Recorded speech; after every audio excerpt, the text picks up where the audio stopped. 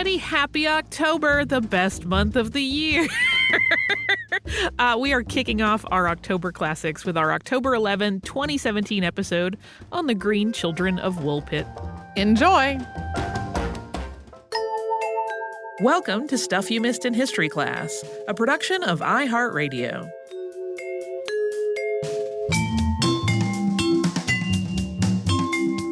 Hello and welcome to the podcast. I'm Tracy V. Wilson. And I'm Holly Fry. It is still in our favorite month of the year. October, How Halloween. I love you. Yes, Halloween season. And so we have an episode that I know a lot of people have requested, but the only person I wrote down was Betty. So thank you, Betty, and everyone that I forgot to write down in addition to Betty.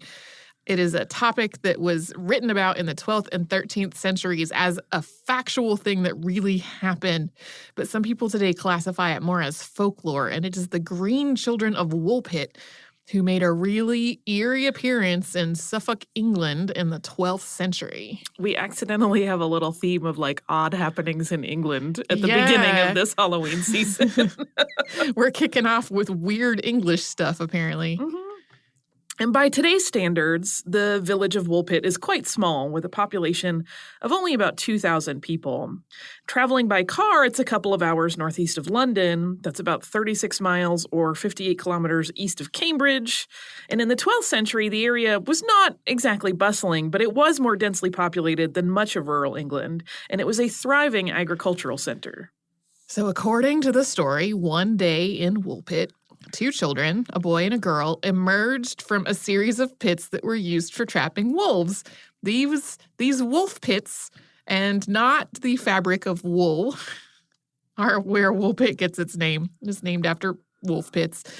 There are two chronicles of this event and what happened after these two children appeared. One is by Ralph, Abbot of Coggeshall, who wrote his explanation of what happened as part of the Chronicon Anglicanum.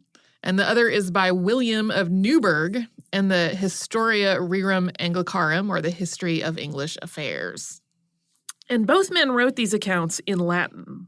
A translation of William's version by Joseph Stevenson is part of a truly colossal set of volumes called the Church Historians of England, which was published in 1853 and is available online at archive.org if you want to check it out. Stevenson translated Ralph's version too, but we couldn't find that part of the Chronicon Anglicanum in English online.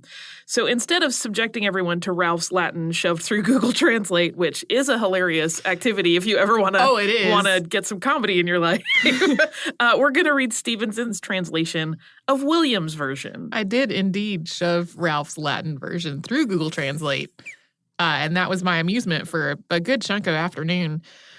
Before we get to William's version of this story, though, I want to have a brief digression about Joseph Stevenson because he is a character. He was the son of a surgeon, but he also helped his uncle out in his job as a smuggler in his youth. He was not particularly a good student either. While he was enrolled at a grammar school that was attached to Durham Cathedral, for some reason, he was keeping a loaded pistol among his possessions, which went off while being handled by a servant. And according to the Oxford Dictionary of National Biography, it had, quote, dramatic, although not grave consequences. I feel like a tea set must have been destroyed. And other things as well. It gave no detail, but it makes it sound like, fortunately, no one was harmed in this accidental discharge of a firearm, but there was some dramatic incident. And in spite of this checkered background, Stevenson wound up working at the British Museum. He married and he had two children, and then he changed courses to join the clergy after he was traumatized by the death of his brother. He became a priest after the death of his wife. So where we come around to these monumental volumes of translated works of history, he turned out to really have a knack for translating and editing historical documents. He did a lot of work for the Historical Manuscripts Commission. He put together a bunch of different gigantic collections of historical documents for various different clubs and historical societies. These ranged from 4 to 8 volumes in length. Some of them were these gargantuan editions of old religious and secular histories, and this was just his thing. Apparently, he was also extremely personable and generous as well. So this is the guy that did the translation of the thing that we were about to read. Yeah, worthy of a little mini biography there for sure. And back to the story. In Stevenson's translation, William begins his account by saying that it doesn't seem right to skip over the story of the Green Children, but at the same time, he had some doubts about the matter. It seemed both ridiculous and mysterious, but at the same time, he had heard about it from so many people, all of them very respectable and competent, that he was, quote, compelled to believe. I feel like this is a 12th century version of the X-Files poster. I know. Well, it's also that couching that happens for spooky stories of like, I know this is ridiculous, but there are enough reasonable people that believe it that there must be truth in it. Yes. So we are going to read his whole account because I love it and I want to share it with all of you. And it's a bit long, so we are going to take turns, as we recently did when we talked about the devil's hoof prints. We took turns on a rather lengthy passage. That's what we're going to do again today. So he got into the story saying, in East Anglia, there is a village distant, as it is said, 4 or 5 miles from the noble monastery of the blessed king and martyr Edmund. Near this place are seen some very ancient cavities called Woolpits, that in English, pits for wolves, and which give their name to the adjacent village. During harvest, while the reapers were employed in gathering the produce of the fields, 2 children, a boy and a girl, completely green in their persons and clad in garments of a strange color and unknown materials, emerged from these excavations. While wandering through the fields in astonishment, they were seized by the reapers and conducted to the village, and many persons coming to see so novel a sight, they were kept some days without food. But when they were nearly exhausted with hunger and yet could relish no species of support which was offered to them, it happened that some beans were brought in from the field, which they immediately seized with avidity and examined the stalk for the pulse, but not finding it in the hollow of the stalk, they wept bitterly. Upon this, one of the bystanders, taking the beans from the pods, offered them to the children, who seized them directly and ate them with pleasure. This next sentence is my favorite sentence in the entire thing. By this food, they were supported for many months until they learnt the use of bread. At length, by degrees, they changed their original color through the natural effect of our food and became like ourselves, and also learnt our language. It seemed fitting to certain discreet persons that they should receive the sacrament of baptism, which was administered accordingly. The boy, who appeared to be the younger, surviving his baptism but a little time, died prematurely. His sister, however, continued in good health and differed not in the least from the women of our own country. Afterwards, as it is reported, she was married at Lynn and was living a few years since, at least, so they say.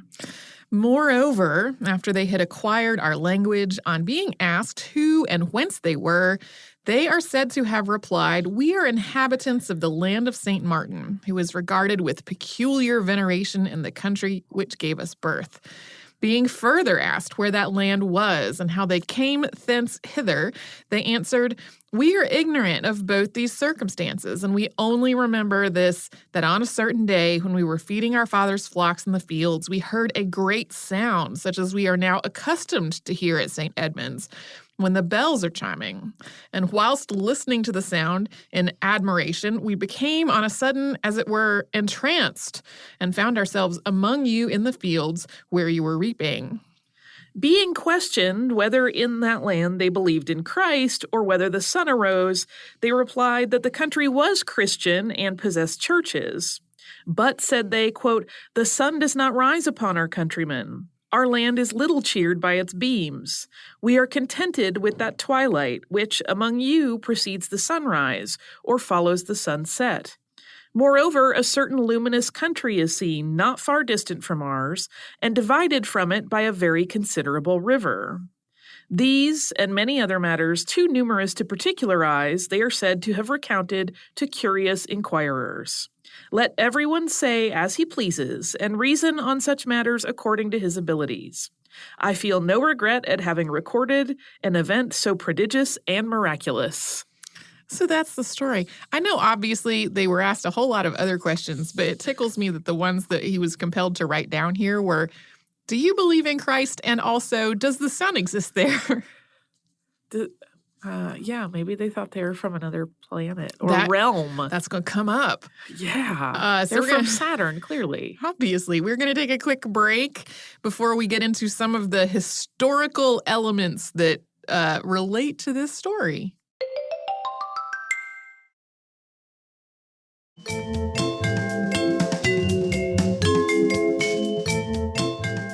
Overall, William's and Ralph's versions of what happened with these green children are consistent with each other, although William's is a little bit longer and it has a few more details. Both agree that the children were taken to the home of Lord Richard de Calne, who lived in Wykes, which is about 6 miles to the north of Woolpit. William's mention of this is in a footnote, which we didn't read, which is why it probably does not ring a bell. They both talk about the children having green skin and only eating beans and eventually assimilating with the rest of the community, with the brother dying sometime after being baptized. And unlike in the version we read, though, Ralph makes it sound as though only the sister lived long enough to tell their story. He doesn't mention a particular name for where they came from, and there's no certain luminous country that they could see from their home. There's also a slight difference in the two accounts concerning how the children claimed that they came to be in Woolpit. We read in William's version that they had been tending the flocks before hearing a loud noise, quote, such as we are now accustomed to hear at St. Edmund's when the bells are chiming. But they didn't otherwise know how they had wound up in Woolpit. Ralph, on the other hand, said the children reported that they had become disoriented while tending cattle and they got lost, and then they followed the sound of chiming bells through a long series of underground passages before emerging from a cave near Woolpit. So bells are involved in both of them in a slightly different way. One is sort of like they're hoping to get home, theoretically. Right. And the other is just that the bells put them in some odd mental state, that they went into a fugue state and traveled to Woolpit. Yes. Okay.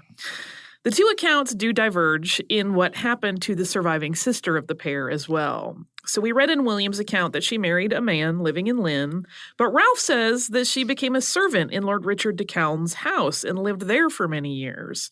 Not necessarily happily, though. He calls her, quote, very wanton and impudent. Regardless, William indicates that she was still living when he wrote his chronicle down. And there's been some discussion about exactly when in the 12th century this event might have happened. William of Newburgh lived from roughly 1136 to 1198. His version was probably written down toward the end of his life.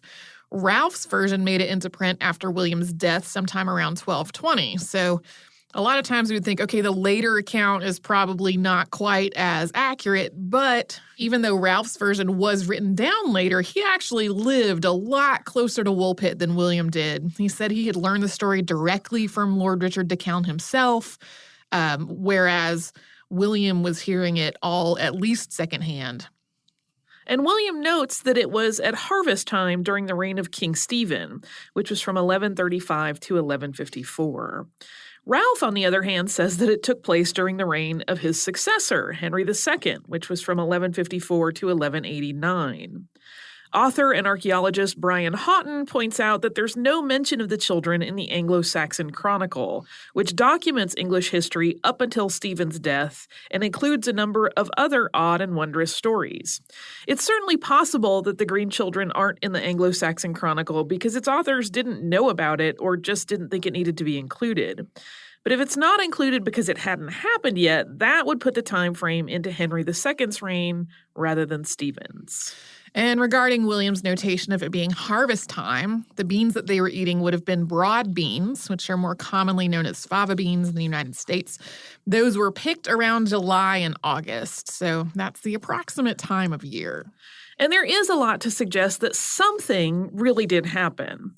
The two accounts seem to have been written completely independently of one another. And although William does a bit of protesting about how he knows that this story sounds unbelievable, both men wrote as though they were documenting a real event that actually happened. At the same time, when both men were writing, purportedly mystical, supernatural, and miraculous events were a lot more likely to be accepted at face value than they might be today. It was pretty much normal to write down something as odd as two green children crawling out of a wolf pit and just accepting the idea that something supernatural was at work without really having to examine it further. The story of the Green Children of Woolpit definitely stuck around into the 13th century. And from there, it became a little more obscure outside the immediate area until the late 1500s, when the first printed edition of William's Historia Rerum Anglicarum came out. A new edition that came out in 1610 also included Ralph's version to the story as a complement to William's. With that, it started making more appearances in written works by other authors, who sometimes got understandably confused about which version was Ralph's and which version was William's. I, in fact, got confused about that repeatedly when working on this podcast. It's easy to do. Retellings of the story from the 15th century and beyond also were not usually quite as credulous as Ralph and William had been. William Camden, writing in his work Britannia in 1586, is one example. Here is his description, and I wish I could share all of the delightful spelling in his description with everyone. It's pretty great. It's pretty awesome. Woolpit is a mercat town, which meant merchant, and soundeth as much as the wool's pit. And if we may believe Newbridgensis, who hath told as pretty and formal a tale of the place, as is that fable called the true narration of Lucian, namely, how two little boys, forsooth, of green color and of satyr's kind, after they had made a long journey by passages underground, from out of another world, from the Antipodes and St. Martin's land, came up here. Of whom you would know more, repair to the author himself, where you will find such a matter as will make you laugh your fill if you have a laughing spleen. I feel like I definitely have a laughing spleen. I think so, yeah. that we have made that prognosis. It's official. I will call my family doctor. Newbridgensis was a name for William of Newburgh. The, quote, true narration of Lucian is a 2nd century satire by Lucian of Samosata, which details a trip to the moon that would rival our Great Moon Hoax episode. There's a whole bit about men with dogs' heads that fight from winged acorns and fleas as big as 12 elephants. Oh, that's terrifying. And warriors armed with radishes flung from slings. I love all of this. This work is obviously not meant to be taken as fact, and Camden obviously does not take the Green Children seriously at all. From there, the story of the Green Children started to influence other more fanciful works. Francis Godwin's 1638 The Man in the Moon, or a Discourse of a Voyage Thither, which he called a, quote, essay of fancy, talks about a novel disciplinary method employed by parents on the moon where they would send their unruly children down to Earth and bring some earthling children back in their place. And in this whole story, he made reference to, quote, certain stories he had heard, confirming this idea was true. And those certain stories were William's Historia Rerum Anglicarum. I want to know what happened to the Earthling kids that lived on the moon. Did they eventually get fed beans and turn green? There are so many questions. You might say, I didn't read the whole thing. The Green Children have continued to make appearances in fiction into the 20th century and beyond. Herbert Reed's novel The Green Child came out in 1934. The Green Children of Baños, set in Spain in 1887, was part of John Macklin's 1965 book Strange Destinies. The Spanish setting is echoed in the 1997 10,000 Maniacs song Green Children, which starts an August day in the hills of Spain, a pair of children emerged from a cave. And of course, there are lots of other stories and books and TV episodes and the like that all draw from this as well. And it's not totally clear whether the Green Children are the inspiration for the basic idea of Martians as little green men. But they were definitely described as green, and people were also speculating that maybe they were aliens as early as the 16th century. And outside of the world of fiction, the Green Children also started being written about as folklore in the 19th century. In 1850, Thomas Keightley included bits of both William's and Ralph's accounts in his work Fairy Mythology. This was the first time the story was available to people who did not read Latin, and since it was in a book by a folklorist called Fairy Mythology, a lot of people from this point assumed that story was inherently folkloric. Sometimes they're specifically fairies, such as in Catherine Briggs' Dictionary of Fairies, which came out in 1976. And there are also people who interpret them as forest spirits or personifications of nature. I feel like the whole, fairy myth right up through Tinkerbell is very informed by all of this. Oh, sure.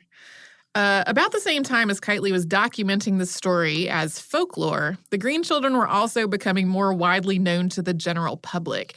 In 1875, a guidebook to East Anglia referenced the Green Children, and then other mentions and other travel guides followed.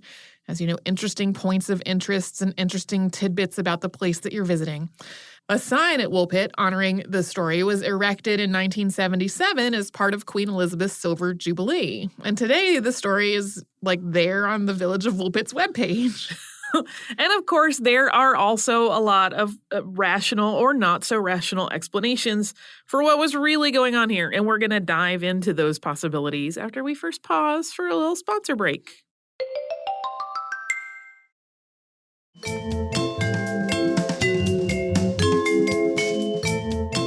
So, unsurprisingly, there are lots of hypotheses about who the Green Children were and where they came from.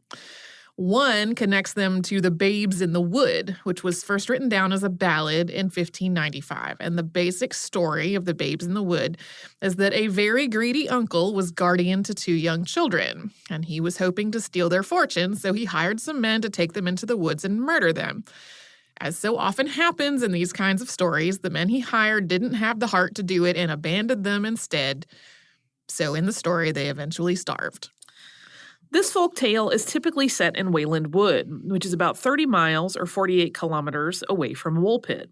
So people suggesting that the Green Children were really the Babes in the Wood just moved the location closer by, and also about 400 years earlier than the ballad's first written appearance. Yeah, that definitely doesn't mean the ballad didn't exist earlier, but 400 years is a long time for a ballad to go without being written down, or a story to go without being written down, at least by this point in history.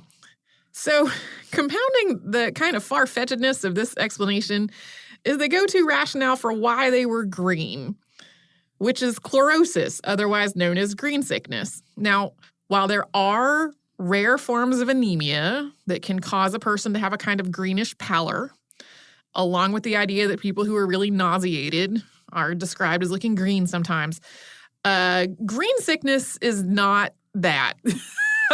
Green sickness was described in medical literature from the 16th to late 19th century.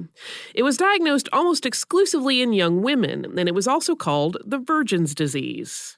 The symptoms included things like restlessness, irritability, fatigue, too little appetite, too much appetite, indigestion, headache, and an absence of menstrual periods. Treatments included bloodletting, marriage, always on a prescription pad, and medicines to bring on menstrual flow. To be clear, marriage really meant sex in this case, and there are some extremely suggestive ballads dating back to the 16th and 17th centuries about treatments, and we're using the air quotes there, for green sickness. There's actually a Sawbones episode about green sickness if you want to hear a whole lot more about this. It also does not really take a lot of Google effort to find these extremely suggestive ballads about how to treat green sickness. So obviously, they probably didn't have green sickness because that's not a real thing. Right. And also, those in this sort of combination story of the Green Children and the Babes in the Wood, the folks who don't suggest that maybe they had chlorosis often suggest that maybe the hired men did actually try to kill them using arsenic, and that they had survived, but the arsenic had turned their skin green. This is a weird conflation of sort of two different historical things. While arsenic has definitely been used to make green dyes, it was typically exposure to those dyes that made a person's skin turn green, not surviving an attempt to be poisoned with it. Right. Arsenic in itself does not carry that pigment into a person's person. I guess if you tried to murder someone with green dye, which you could have done, then you might have green skin. You'll be so fashionable and deceased. Yeah. That would be a weird way to murder people. Yeah. That would make a great story for any of our writers out there. You just take that one and run with it. The idea that the green children might have been aliens, which I love, goes all the way back to William Camden, who suggested that they were either satyrs, meaning wild men, or Antipodeans, meaning aliens. Robert Burton also made a passing reference to the idea that they may have come from another planet in Anatomy of Melancholy, which was published in 1621. So the aliens hypothesis has been around for a really long time, and it has persisted to the present. In a 1997 article in Analog, which is a science fiction magazine, Duncan Lunan asserted that they were from a human colony on an alien planet sent here through a malfunctioning transporter. And this explanation also involves the Knights Templar in some way. This is one of the few things I didn't actually get to read for myself all the way through, so I'm relying on someone else's synopsis of it. But interestingly, in a much more down-to-earth portion of this article, he also pieced together a family tree for Richard de Count and claims that the surviving sister was baptized as Agnes and that the man she married was a royal official named Richard Barr. So that's a fascinating, possibly totally legit historical fact in the context of this overall aliens article with the Knights Templar involved. I wonder if that means that someone could trace their alien heritage all the way back to Agnes, and you could know that you are part from another planet, which you really all are because we're all made of stardust to some degree. True story. We're all aliens. The most complete practical explanation for what might have happened came from Paul Harris in 1998, and that was published in Fortean Studies, which is an offshoot of Fortean Times. I actually used a lot of writing from one of the editors there for our Devil's Footprints episode, and that's a magazine that's devoted to strange phenomena. And he suggests that all of this really happened in 1173 in the reign of Henry II. In brief, Harris suggests that these were the children of Flemish immigrants and that their parents were killed at the Battle of Fornham in 1173. The St. Martin's land that the sister referred to was Fornham St. Martin, roughly 10 miles or 16 kilometers from Woolpit, so not that far away, and also not far from the River Lark, so there would have been a river nearby. According to this theory, they escaped the battle, and then the two children fled into Thetford Forest and took refuge in flint mines there before following the bells from Bury St. Edmunds to find their way out and make their way to Woolpit. So their unknown tongue and clothing were just Flemish, and their skin was greenish due to malnutrition due to this extended time of being abandoned and wandering in flint mines. That all holds up.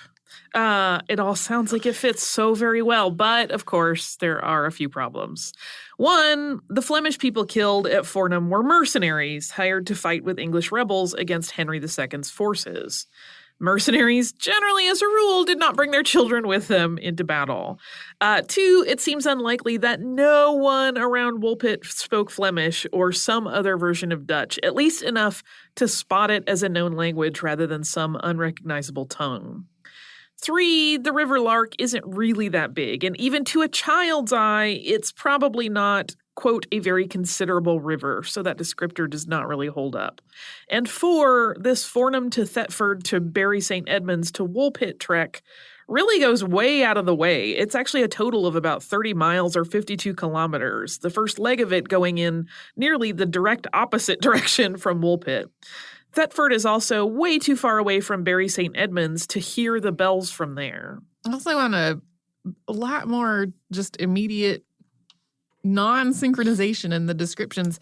That battle happened in October.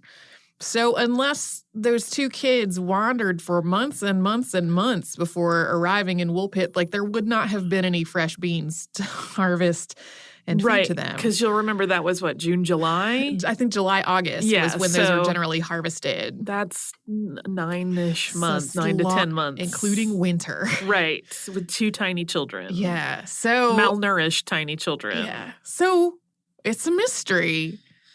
Maybe they made the devil's footprints. Maybe so. He just took a little side trip, played a little prank. They time traveled 700 years, maybe, or some other number of years, depending which account you read. Yeah. So pretty much all of the historical accounts, and then also a lot of the farther back in the past works of fiction that we talked about today are all on the internet for free, and they will all be linked from our show notes to this episode if you just really want to go read either a colossally long history of the church in England as translated in the 19th century, or if you just want to read some weird science fiction-esque stories about the moon written in the distant past. Like, that's all there. Who doesn't want to read those? I kind of do. The whole thing about the flying acorns and the dog-faced people and the specifically multiples number of elephants that the fleas were as big as. It's all. Yeah. But people are pretty much on their own if they want to go looking for the dirty ballads. Is that where we decided? The dirty ballads are not linked in the show notes. Okay. One of them is definitely not safe for work. Yeah. But as I was trying to put together some thoughts about green sickness, I found a larger than I would expect number of just very credulous papers published in journals that were like, do you think green sickness could have been caused by malnutrition? No, I think green sickness probably was caused by misogyny, but but one of them, it started out seeming like they were genuinely asking whether there was some kind of organic mechanism at work. And then the conclusion was like, no, really, people just got really into Hippocrates and started making these Hippocratic diagnoses. And that's why it suddenly enters this historical record at this time and leaves in this time. But it was through that one article that I found this particularly risque ballad, which if you're an adult person with kind of a skewed sense of humor, it is always funny to me, and in a little bit of a silly and almost borderline charming way to read sort of dirty writing, and I'm using the air quotes, from really olden times, because their choice of words is just very funny to today's ear. That's true, and that's what makes it hilarious. Yeah.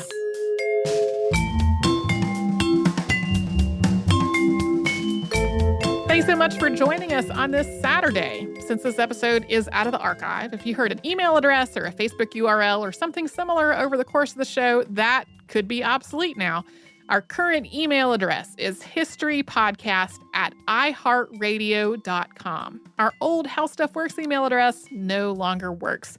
You can find us all over social media at Missed in History. And you can subscribe to our show on Apple Podcasts, Google Podcasts, the iHeartRadio app, and wherever else you listen to podcasts. Stuff You Missed in History Class is a production of iHeartRadio. For more podcasts from iHeartRadio, visit the iHeartRadio app, Apple Podcasts, or wherever you listen to your favorite shows.